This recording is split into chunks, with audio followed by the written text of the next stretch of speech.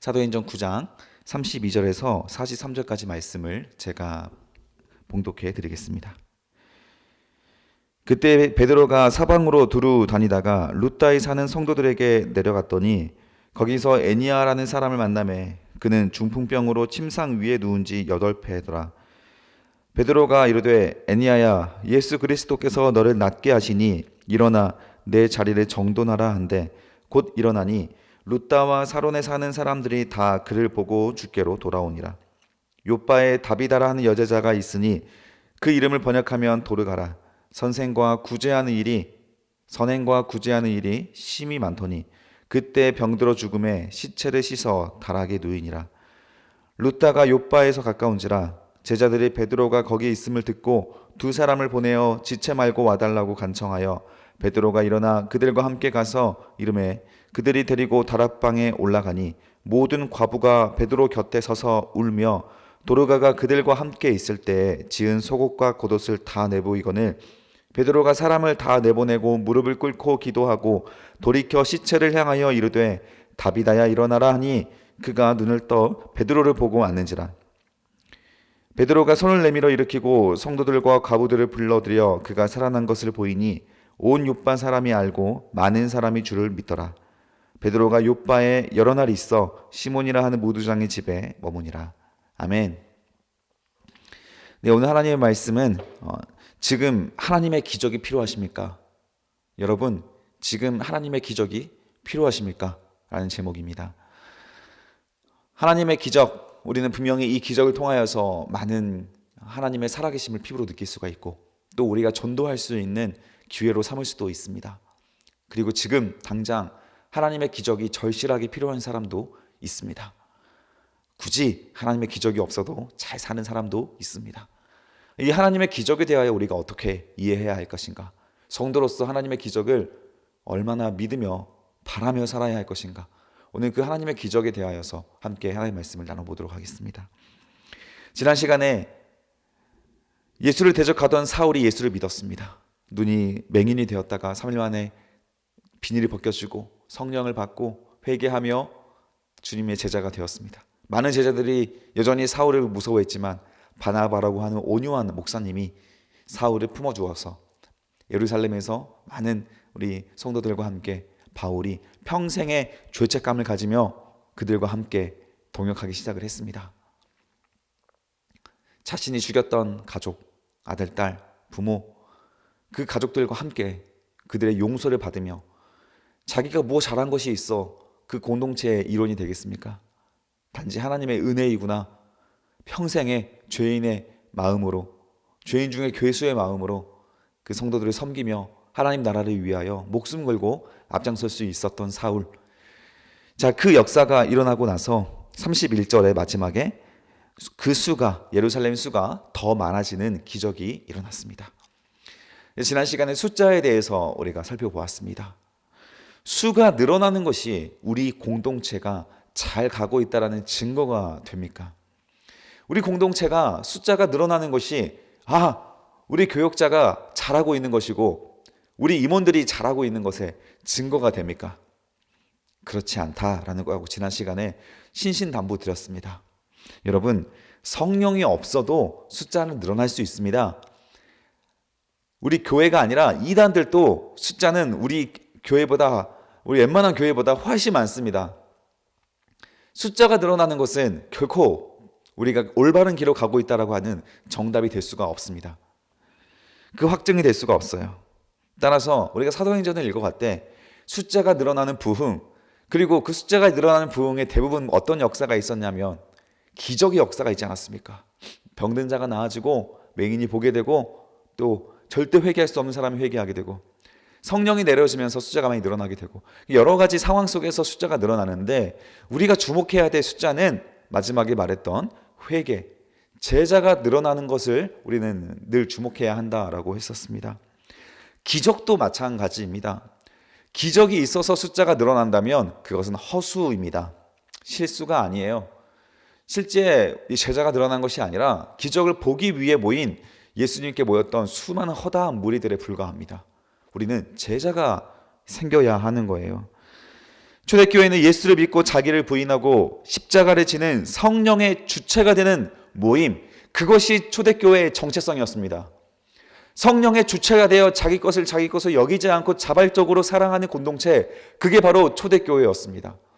원칙과 규율과 정책이 아니었습니다. 그것으로 교회가 성장을 했다면 그것은 인간들의 모임일 뿐입니다. 성령의 모임이 되는 것은 성령의 주인이 되어서 하나님 나라를 위하여 달려가는 제자들의 확장, 제자들의 성장, 제자들의 성화를 말합니다. 그것이 바로 교회다라고 하는 것을 우리가 한번 살펴보았다라는 것입니다. 자, 오늘도 그 제자들의 어떤 베드로의 기적이 등장하는데 이 기적도 우리 이런 관점으로 함께 살펴보도록 하겠습니다. 32절에 보니까 그때 베드로가 사방으로 두루 다니다가 룻다에 사는 성도들에게도 내려갔더니 거기에서 애니아라는 사람을 만나매 그는 중풍병으로 침상 위에 누운 지 8배 8년이 된 사람이라고 합니다. 중풍병자는 나병 환자와 마찬가지로 당시의 불치병, 대표적인 불치병이었습니다.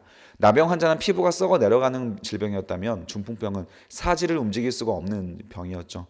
우리가 풍으로, 중풍은 요즘에도 많이 일어나고 있지 않습니까?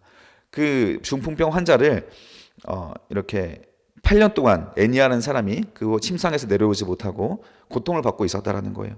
아마도 이 애니아의 가정들은 그리스도 예수를 믿는 그런 가정이었던 것 같습니다. 그때 8절에 보니까 베드로가 이르되 애니아야 예수 그리스도께서 너를 낫게 하기를 원하시니, 예수 그리스도께서 너를 낫게 하기를 원하시니 일어나 내 자리를 종돈하라. 베드로든 바울이든 앞으로 우리가 병을 낫게 하는 사람들의 어떤 조건을 보면, 그 앞뒤 맥락을 보면 하나님을 신뢰하고 예수를 믿는 그 믿음이 있습니다. 그 구원받을 만한 믿음이 있는 사람을 항상 일으키고 살려주었던 것을 보게 됩니다. 단지 이 성도의 한 공동체에서 이 애니아라는 가정은 어쩌면 그 애니아를 병수발되며 늘 이 애니아를 병을 위하여서 기도하고 그랬던 사람이었던 것 같습니다. 자, 애니아의 치료를 통해서 35절에 보십시오. 룻다와 사라는 사람들이 다 모두 그를 보고 주께로 돌아오니라. 우리 여러분, 기적이 많은 사람들을 불러일으킬 수 있는 거 맞습니다. 그런데 한번 생각해 보십시오. 그런데 만약에 애니아라고 하는 사람이 집안이 예수를 안 믿는 집안이에요. 또 혹은 범죄자예요. 이런 나쁜 사람이라면, 악인이라면 이 사람이 일어나는 것이 의미가 있겠습니까? 이 사람이 예수의 이름으로 낫게 되는 것이 많은 사람들이 그를 보고 주께로 돌아오게 하는 계기가 되겠습니까? 성전 미문에 앉아 있었던 40년 된 안진뱅이가 일어났을 때에도 많은 사람들이 베드로의 설교를 듣고 수천 명의 사람들이 주를 믿기로 돌아왔습니다. 포인트가 무엇입니까? 그 안진뱅이가 일어나서 무엇을 했습니까? 평생 자신은 꿈이었던 일어나 걸어서 성전에 들어가서 찬양 한번 해보는 것. 북한 성도가 아궁이에 들어가서 목소리 제대로 내지도 못하고 신음소리로 주님을 찬양하고 예배하고 있는 그들이 한 번이라도 자유롭게 교회에 와서 찬양을 크게 부르고 하나님의 구원을 기뻐할 수 있기를 꿈꾸는 것처럼 이 안준뱅이 역시 남들은 다 성전에 들어가고 있을 때 자기는 성전 미문에 앉아서 구걸이나 하고 있는 이 신세 가운데 나도 저들처럼 성전에 들어가 하나님을 경배하고 찬양하고 싶다라는 그 소원이 가득했지 않습니까? 그가 일어났을 때 가장 했던 첫 번째 행동은 가족에게 뛰어가는 것이 아니라 하나님에게 뛰어가서 그동안 40년 동안 못했던 하나님을 향한 찬양을 올려드렸던 것처럼 이 애니아 가정도 한 번이라도 주님을 위하여 온전한 몸으로 헌신하고 나도 내 것을 내 것으로 여기지 않고 하나님을 위한 사랑을 하고 싶었던 그 애니아의 마음 가운데 베드로가 예수의 이름으로 그를 기적으로 일으켰을 때 사람들이 그를 예수를 믿고 그를 보고 다 돌아온다는 거예요. 애니아의 가정은 얼굴에 어떤 슬픔의 기색보다는 성도가 되었던 기쁨이 있었을 것입니다. 비록 애니아는 중풍병이었지만 날마다 불평과 짜증과 험한 말을 일삼는 사람이 아니라 늘 하나님께 찬양하고 사지가 굳어 침대에 누워 예배해야 할지언정 그것을 기뻐할 수 있는 사람, 그런 사람이 애니아가 아니었을까 생각이 됩니다. 왜냐하면 이 애니아의 다음에 등장하는 도르가라는 하는 그 여제자는 그 여제자의 선행이 등장을 합니다. 그와 맥락을 이어간다면 이 애니아의 행실이 하나님 보시기에 기쁜 어떤 주의 자녀의 행실이 있었기에, 그의 마음이 있었기에 이렇게 살려냈다라는 것이죠. 하나님의 기적은 의미가 있어지는 기적이 있을 때가 있습니다. 그리고 그 의미가 있는 그 기적의 이전에는 항상 그럼에도 불구하고 감사하는 그런 그 애니아의 가정에 그런 믿음과 순결한 믿음이 있었다라는 것이죠. 하나님의 기적이 있으면 감사요, 없어도 감사할 수 있는 사람, 그 기적이 있어야 하나님 살아계시고 기적이 일어나지 않으면 하나님 같은 거 없다라고 말하는 자기 중심적인 신앙이 아니라 이 한 몸 주님께서 회복시켜 주시면 주님을 위하여 더 주님이 힘있게 일할 수 있을 텐데 이렇게 누워서 하나님을 예배할 수밖에 없는 이런 송구스러운 마음이 있는 그 애니아에 그 육신이 일어나는 것이 의미가 있어진다라는 것이죠. 기적은 의미가 있어질 때가 있습니다. 지금 당신에게, 여러분에게 기적이 필요하십니까? 그 기적은 의미가 있을 때가 있습니다. 자, 이어지는 38절에 두 번째 병자의 치유가 등장하는데 어떤 사람의 치료가 의미가 있는지 더욱더 확실하게 등장합니다. 36절에 보면 욥바에 다비다라는 여제자가 있으니 그 이름을 번역하면 도르가라. 선행과 구제하는 일이 심히 많더니 그때 병이 들어 죽음에 시체를 씻어 다락에 누이니라 라고 하고 있어요. 예수를 전하는 제자 도르가가 욥바라는 지역에서 복음을 증거하는 삶을 살았습니다. 욥바는 가난한 사람들이 모이는 빈민촌이었어요. 가부나 또 집을 잃은 사람이나 사울 망한 사람이나 아무튼 이 과부들이 참 많은 지역이었습니다. 이 도르가라는 여제자, 최초로 여제자라고 하는 그 여자의 성별이 등장하는데 그 여제자가 도르가가 선행과 구제하는 일이 심히 많았다. 웬만큼 적당히 하는 게 아니라 자기의 온 인생을 들여 이 도르가라고 하는 여제자가 이 과부들을 도와주고 구제하고 있었는데 그때 이해할 수 없는 일이 일어납니다. 병들어 죽음의 시체를 다락에 누이니라. 여러분, 우리나라에도 비슷한 분이 있었죠. 울즈마 톤즈라고 하는 그 신부님의 이야기를 한번 다큐멘터리 보십시오. 영화로 나와 있는데 그분도 마찬가지인 삶을 살았지 않았습니까? 자기의 온 인생을 들어 톤즈에 가서, 아프리카 톤즈에 가서 사역을 하고, 이 도르가도 온 인생을 들어 욥바라는 곳에 갔는데 그곳에 위생도 안 좋고 자기 몸을 돌보지도 못하니까 몸에 병이 쌓여서 일찍 죽게 되는 거예요. 이 죽음에 대해서 우리는 세상은 어떻게 생각해야 됩니까? 우리는 어떻게 생각해야 합니까? 세상에 생각하는 사람들은 참 이렇게 하나님이 야속하기도 하지, 어떻게 이렇게 선행을 하고 있는 사람을 보내기도 하나님께로 데려가는가? 이 땅에서 할 일이 더 많은데 왜 빨리 데려가는 이런 불행을 주는가? 건강이라는 축복을 주어야 하는 거 아닌가? 역시 신 같은 거 없어. 이렇게 생각하지만 우리 성도들은 어떻게 생각할까요? 그리고 이 도르가로부터 구제가 되어 예수를 믿게 되었던 이 과부들은 도르가의 죽음을 어떻게 생각할까요? 우리는 조금 다르다는 것을 확인할 수가 있습니다. 38절에 보면 룻다가 욥바에 가까운지라 제자들이 베드로가 거기 있음을 듣고 두 사람을 보내어 지체 말고 와달라고 간청합니다. 자, 누가 베드로를 부릅니까? 이 도르가를 위하여 누가 부릅니까? 제자들이 불러요. 이 과부들이 부르는 것이 아닙니다. 이 과부들은 어쩌면 슬퍼하긴 했지만 이 도르가의 죽음을 받아들이고 있었습니다. 38, 39절에 보십시오. 베드로가 일어나 그들과 함께 이르매 그들이 데리고 다락방에 올라가니 모든 과부가 베드로 곁에 서서 울며 도르가와 그들과 함께 있을 때 지은 속옷과 겉옷을 다 내보이거늘. 도르가의 선행이 무엇이었는지 등장합니다. 도르가의 선행이 무엇입니까? 직접 손으로 짜서 만들어준 속옷과 겉옷이래요.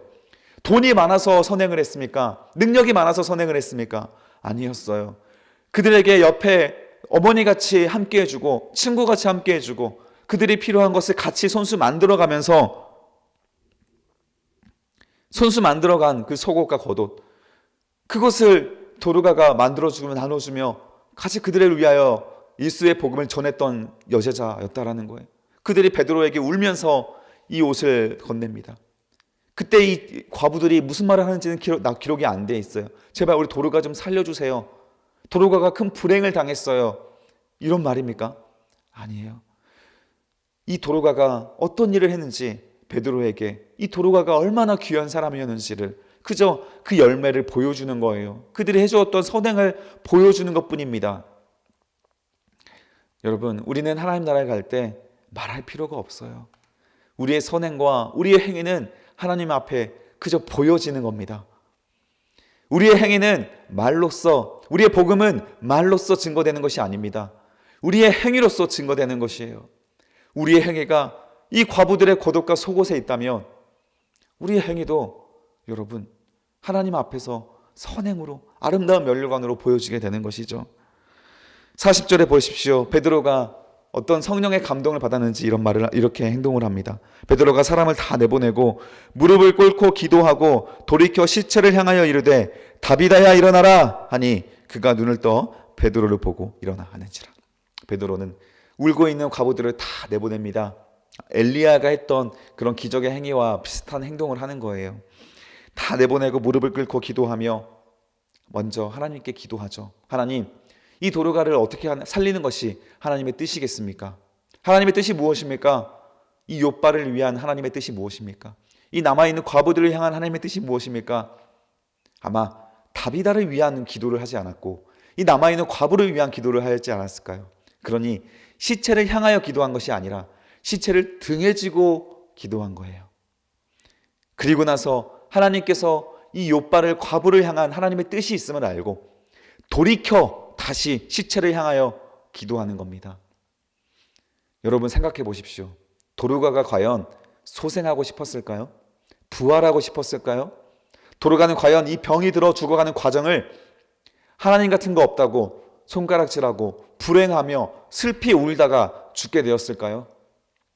병치레를 얼마나 했는지 모르지만 피를 토하가면서 도로가는 하나님 나라를 천사의 얼굴로 전했을 겁니다. 죽음을 받아들였을 것이고 그 순교의 면류관을 기쁘게 받아들였을 겁니다. 도로가는 소생하고 싶었지 않았을 거예요. 바울도 그렇게 말하지 않습니까? 나는 죽어 하나님께로 가는 것이 너무 소원인데 내가 살아서 복음을 전하는 것이 너희들에게 유익하니 남아있는 성도들에게 유익하니 나는 살아서 복음을 전하고 있다라고 하는 말을 바울도 합니다. 그 말이 진심이라는 거죠. 진정으로 하나님 나라를 사랑하는 사람은 이 땅에서의 고난보다 하나님 나라를 가기를 오히려 소망합니다. 도로가는 소생하고 싶어 있지 않았을 거예요. 왜 도로가의 의견을 묻지도 않고 도로가를 소생시킵니까? 도로가가 일어나서 베드로에게 감사했을까요? 어쩌면 한숨을 쉬지 않았을까요? 하나님께로 겨우 갔는데 왜 다시 저의 영혼을 불러일으켰습니까? 그러지 않았을까요?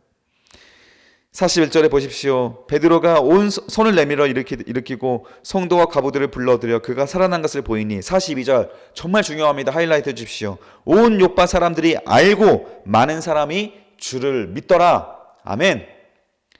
의미 있는 기적, 의미 있는 소생, 의미 있는 회복 다 무엇입니까? 복음을 전하기 위한 통로가 되어질 때 의미가 있어지는 것이고 애니아든 도르가든 그가 하나님을 향한 온전한 마음으로 예배하였던 그의 선행의 삶, 성령의 삶이 있을 때 그의 기적은 의미가 있어지는 겁니다. 여러분, 하나님의 기적이 지금 필요하십니까? 정말 그 기적이 아니면 여러분 살아갈 수가 없습니까? 그 기적이 여러분에게 절박하게 필요하십니까? 하나님은 분명히 아십니다.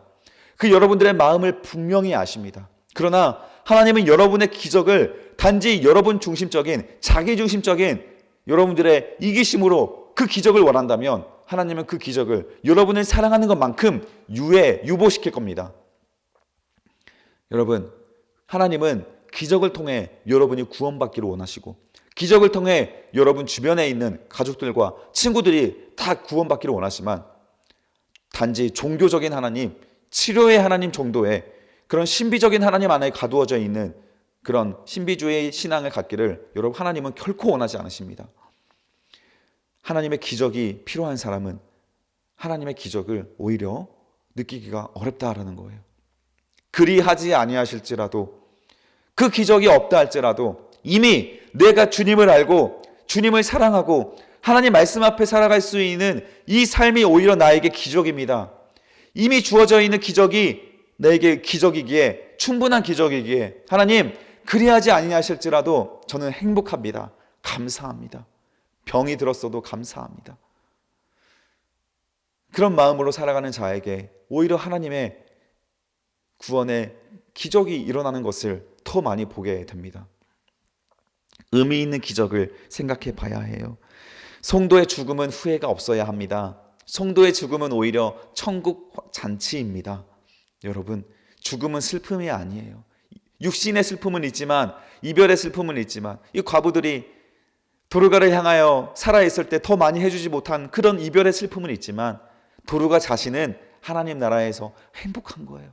그러나 그 하나님 나라의 행복이 또 이 땅에서의 사역으로 잠시 연장된 것 뿐입니다. 그런 관점으로 도르가의 소생과 애니야의 회복을 우리가 살펴봐야 한다라는 거예요. 43절 보십시오. 베드로가 요빠에 여러 날이 있어 시몬이라는 무두장의 집에 머물게 됩니다. 무두장의 집은 가장 천한 사람의 집이에요. 가장 천하게 여기는 사람의 집입니다. 무두장이는 가죽 세공업자입니다. 다시 우리 그 천민인데 그 천민 집에 들어가서 머물게 됩니다. 사람을 살리는 사람, 이런 소문이 요빠에 있는 모든 사람들에게 소문이 나고 그 주변 지역에도 소문이 나면 누가 먼저 베드로에게 찾아올까요? 돈 있는 사람, 권력자들이 베드로에게 찾아오지 않을까요? 죽은 사람도 살리는 사람인데 우리 귀족들의 몸이 아픈 사람들의 그런 사람들에게 돈을 보따리같이 싸들고 와서 고쳐달라고 하는 사람은 없었을까요? 그러나 베드로는 자신의 기적, 그 자신이 일으키는 기적에 대하여 자신의 부귀영화로 사용하지도 않습니다. 이미 베드로든 성도들이든 과부들이든 다 마음의 중심이 어디에 있습니까? 하나님 나라의 상급에 있습니다. 이 땅에서의 우리들의 부귀영화에 있지 않습니다. 그것을 자꾸 우리가 이 땅의 가치로 이 성경을 보면 죽음이 슬픈 것이고 살아나는 것이 기적이고 오늘 우리가 살아나지 않는 것은 하나님이 우리를 외면한 것이고 자꾸 이렇게 해석이 되는 거예요. 하나님의 기적이 없어도 이미 여러분들을 구원하신 그 기적으로 기뻐하시기 바랍니다. 그리고 나서 그리하지 아니하실지라도 행복하게 살아가는 자들, 그것을 바로 세상이 이해할 수 없는 믿음이라는 것이고 우리가 하나님 앞에 진실하게 우리의 믿음을 보여낼 수 있는, 증명할 수 있는, 확증할 수 있는 우리들의 믿음이 되는 겁니다. 믿음은 보이지 않는 것의 실상입니다. 믿음은 보이지 않는 것을 보이게 만드는 우리의 행위의 증거입니다. 하나님의 기적이 일어나지 않아도 이미 내 마음의 부활로서 생육신으로 일어난 그 부활을 기적으로서 세상 사람들에게 보여내는 것입니다. 우리의 삶이 세상에 볼 때에는 무기력하고 미련한 삶이라 할지라도 그것이 하나님 나라를 위한 걸음의 올바른 걸음이라면 기쁜 마음으로 주님과 동행하며 걸어갈 수 있는 성도의 삶이 진짜 기적의 삶이고 필요할 때에 하나님께서 그 사람에게 기적을 더하시는 거예요. 그 걸어가는 사람, 그 믿음과 동행으로 걸어가는 사람은 하나님이 필요한 모든 것들을 이미 채우겠다고 약속도 하셨기 때문에 그의 삶은 부족한 것도 없습니다. 그런 삶의 기적을 여러분, 그런 하나님의 기적을 여러분들이 오늘 또 누릴 수 있는 귀한 사순절의 토요일이 되시기를 주님의 이름으로 축복합니다. 기도합시다. 살아계신 아버지 하나님 감사합니다. 주님께서는 많은 사람을 회복시켜 주셨고 또 소생시켜 주기도 하셨습니다. 그러나 어쩔 때에는 초대교회의 로마의 압제 아래 사자굴에 들어가 있던 사람들은 사자로부터 물어뜯기는 와중에 그들을 건져주시지 않았고 화형을 당할 때 주님은 방관한 것처럼 보이기도 했습니다. 그러나 그들은 하나님께서 구원해 주시기를 바랬지만도 그들의 영혼의 구원을 더 원하였고 그리하지 아니하실지라도 그들은 신앙을 버리지 않았습니다. 초대교회에 일어났던 그들의 진실한 믿음, 그 믿음을 우리도 알게 하여 주시옵소서. 우리의 영혼이 구원받는 것을 가장 기뻐하게 하여 주시옵소서. 지금 당장 하나님의 기적이 긴급하게 필요한 우리 청년이 있다 할지라도 우리의 영혼이 구원받음으로 기뻐하고 찬양할 수 있는 우리들 되게 하여 주시고 그러므로 하나님 앞에 먼저 그의 나라와 그의 의를 구하는 것으로 만족할 수 있는 우리 청년들의 진실한 믿음이 될 수 있도록 주여 부여잡아 주시옵소서. 감사드리며 예수 그리스도의 이름으로 기도드립니다.